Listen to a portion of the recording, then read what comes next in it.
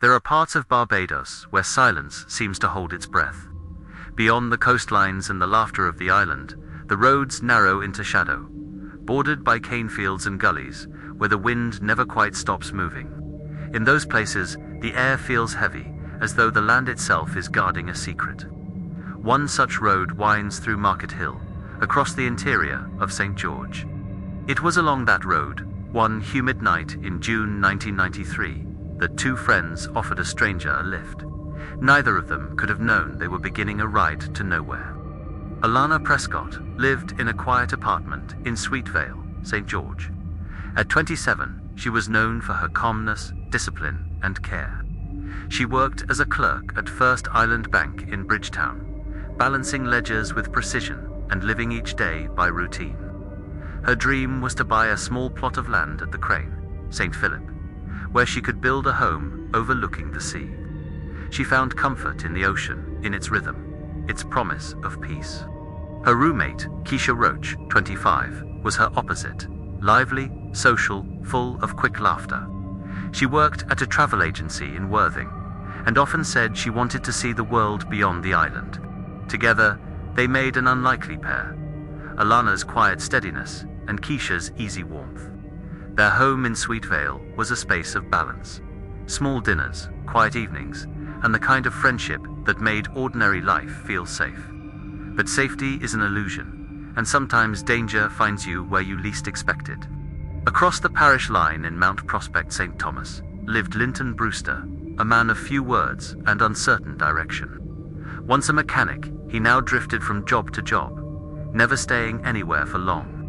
His grandmother had raised him after his mother left for England, but by 32 he was living almost invisibly, spending nights in empty buildings or borrowed rooms. Those who knew him described him as quiet, polite, and detached. But beneath the surface, something had hardened, a restlessness that seemed to have no outlet. He carried a folding knife everywhere he went.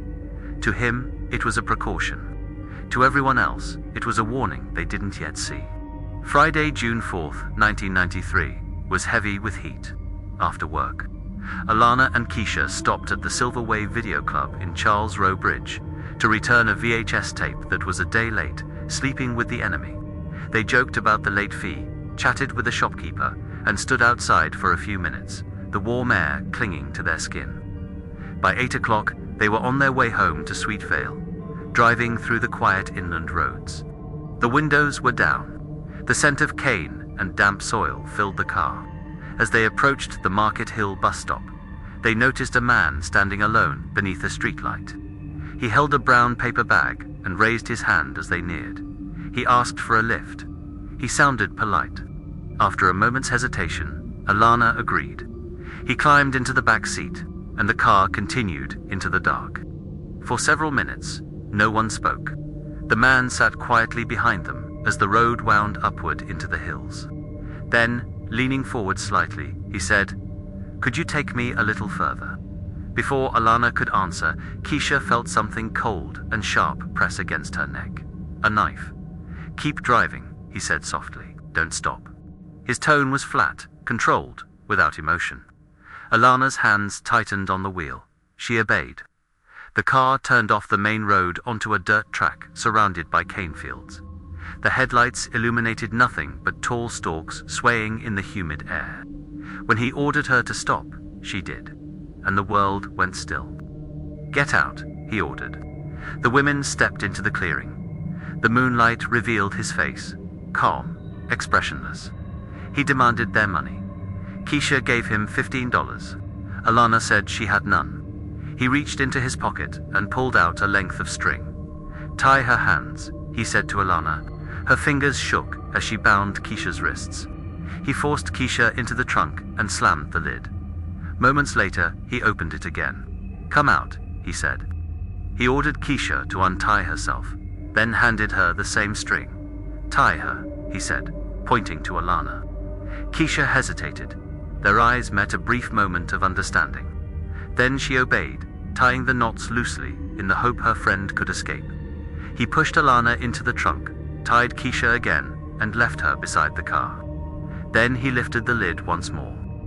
"Get out," he told Alana. She stepped out slowly. He held her by the arm and led her into the cane field.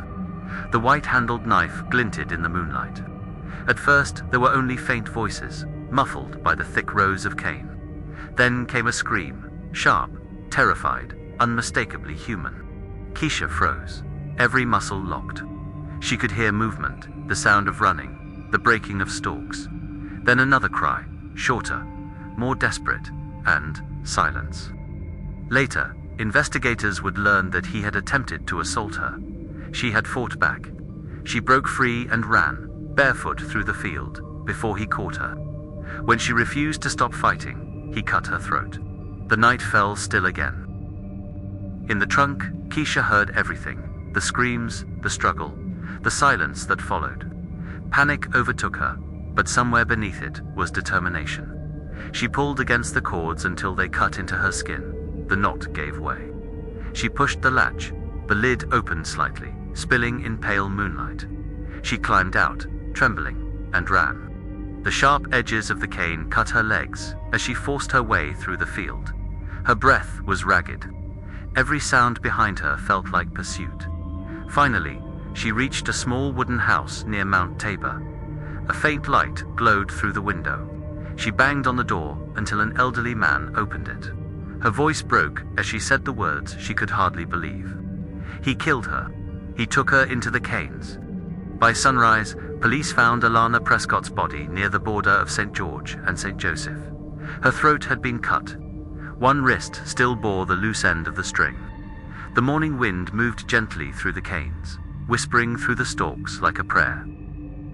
At dawn, police secured the clearing. The car remained parked where it had stopped. Inspector Marlon Cumberbatch surveyed the scene in silence, his face set with quiet determination. Sergeant Ricardo Blades, the fingerprint examiner, worked methodically, lifting a partial thumbprint from the car's rear glass. It was smudged, but sufficient for comparison. By midday, it matched Linton Brewster of Mount Prospect, St. Thomas. 2 days later, an anonymous tip placed Brewster near Edge Hill Gap. Officers set out at once, traveling in unmarked vehicles through the winding roads of St. Thomas. They found him walking alone, along a narrow dirt path. When he saw the vehicles stop, he ran toward the gully. The chase lasted nearly 10 minutes. He sprinted through the undergrowth, over fences and through gullies, before slipping on wet ground. Officers seized the moment, tackling him to the earth. He was restrained and handcuffed. A white-handled knife was found in his waistband, identical to the weapon described by the surviving witness. Brewster remained silent throughout his arrest and transport to District C Police Station in St. Philip. Not a single word was spoken during the drive. Only the sound of the vehicle's engine filled the night. The questioning began just after midnight. Inside a small interview room, Linton Brewster sat at a metal table, his wrists still cuffed. Inspector Marlon Cumberbatch entered with Sergeant Blades and Corporal Jones. He was reminded of his rights, cautioned, and offered water before the formal interview began. For several hours, the officers questioned him carefully: where he had been, how he came to be near Market Hill, and what had taken place inside the car. At first, Brewster denied everything. He stared at the wall, his voice low and expression unreadable. Then, piece by piece, the evidence was placed in front of him. The photographs of the car, the fingerprint chart, the images from the scene. He stared at them in silence. His shoulders sank slightly. The air in the room felt heavy. Inspector Cumberbatch spoke quietly, telling him the truth was already known, that the evidence would speak. But his words could still show a measure of honesty. After a long pause, Brewster began to talk. He said he had been at the bus stop that night. He said he asked for a ride. He said things had gone wrong, badly wrong. He described the knife, the car, and the moment the situation turned violent. He confessed that he had taken her into the field, and that, in the end, he had killed her. His statement was recorded, typed, and read back to him at 4:15 a.m. He confirmed its accuracy and signed it. Outside the interview room, Inspector Cumberbatch stood for a long time before walking away. Another confession, another case solved. But the feeling was hollow. 2 years later, the Supreme Court of Barbados, filled with reporters and spectators. Linton Brewster sat motionless at the defense table, his expression blank. He appeared smaller than before, as though time itself had reduced him. Across the aisle, Keisha Roach sat quietly, her hands clasped in her lap.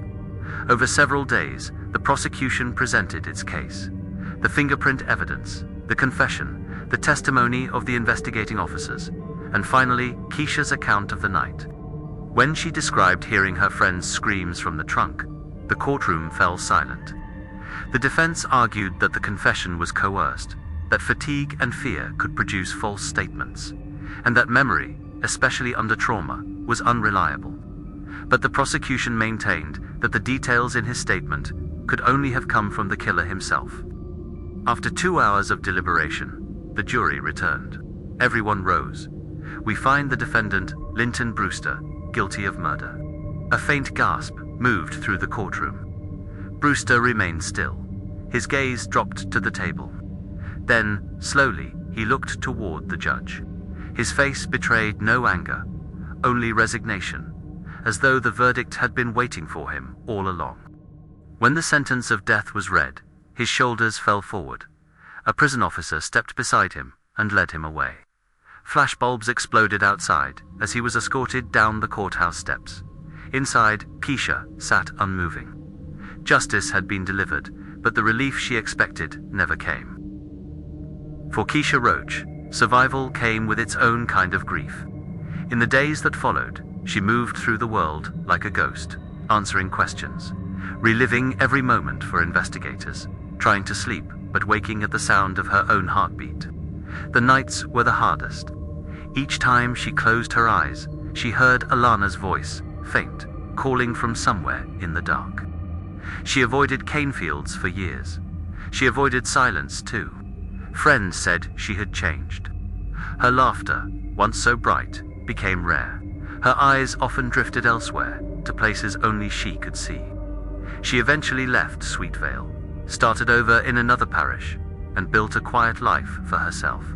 But every June, she lit a candle for Alana Prescott, not out of habit, but to honor the friend she lost and the night she survived.